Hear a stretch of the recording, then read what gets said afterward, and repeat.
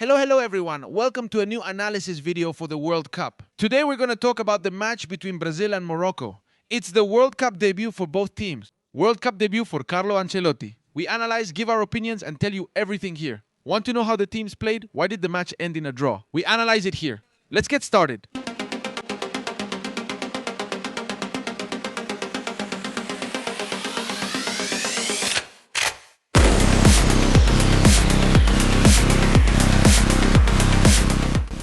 Carlo Ancelotti's Brazil kicked off in this 2026 World Cup, and honestly, it was a tough debut for the team led by the Italian. It was a match with a frenetic start, and I realized that the South American teams are really struggling at the start of this World Cup. Maybe Brazil played well in the end. They didn't start the match in the best way, but they ended up playing a bit better as the game went on. That Morocco was much better than Brazil is another thing. But Brazil, on paper, played well. Maybe for me, from my point of view, they were the favorite. Brazil was the favorite to win the match. Brazil was even favored to win by a wide margin.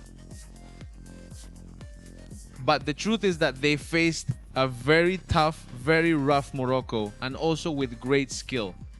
This team plays very, very well. That's why we're going to talk about how the teams played. Both of them taking the field with a 4-2-3-1 formation, two mirror formations. That's how both Brazil and Morocco lined up.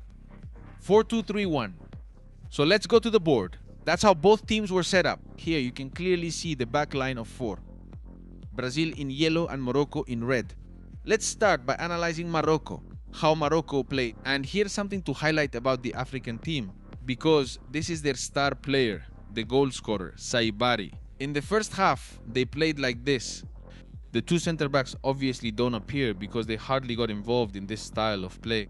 Boadi became the focal point of the play so that Ainui and Unagi could attack the spaces. What happens? Since Hakimi drives forward and gets up the pitch, it allows both Brahim and Kanus to move inside and form more or less a line of three with Boadi. The spaces were mainly used in this area. The spaces behind Gabriel Magalhaes and also Marquinhos were used a lot, especially the vertical channel by Mazraoui and by Hakimi as well. The best movement was by Saibari, who moved out of the reference area. And since Brahim was already marked and Kanus was already marked by Marquinhos and Gabriel Magalhaes, this whole area was left free, the area in front of goals. Morocco was very effective and above all was a team that knew how to take advantage of all the spaces. Above all, it was in this space that Unagi constantly moved in, Kanus constantly moved in, and it was as if they alternated positions, and at times even Boadi would come in. We stayed back to provide balance.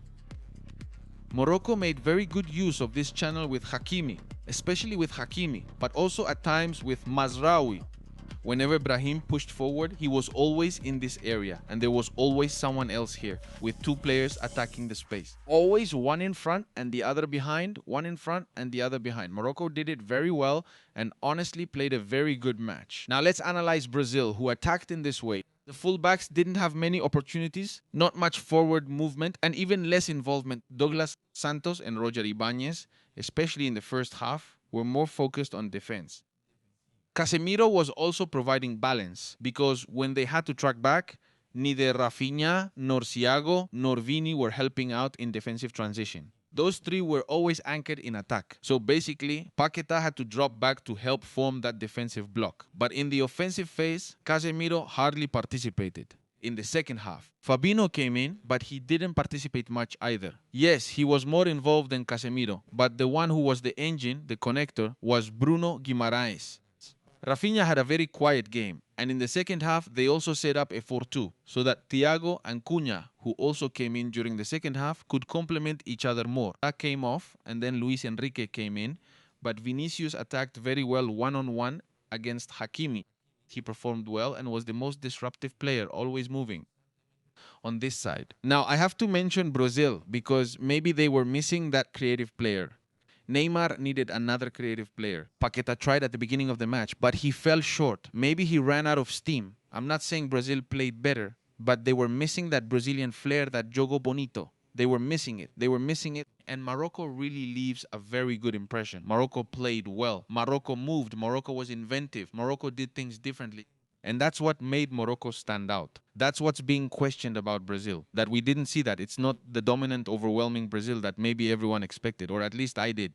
I was expecting a more dominant Brazil. But as always, your opinion is the most important. So we'll read your comments there. Who do you think will go further in this World Cup? How will Brazil do? Will they qualify? Will the Brazilians go far? I'll read your comments there.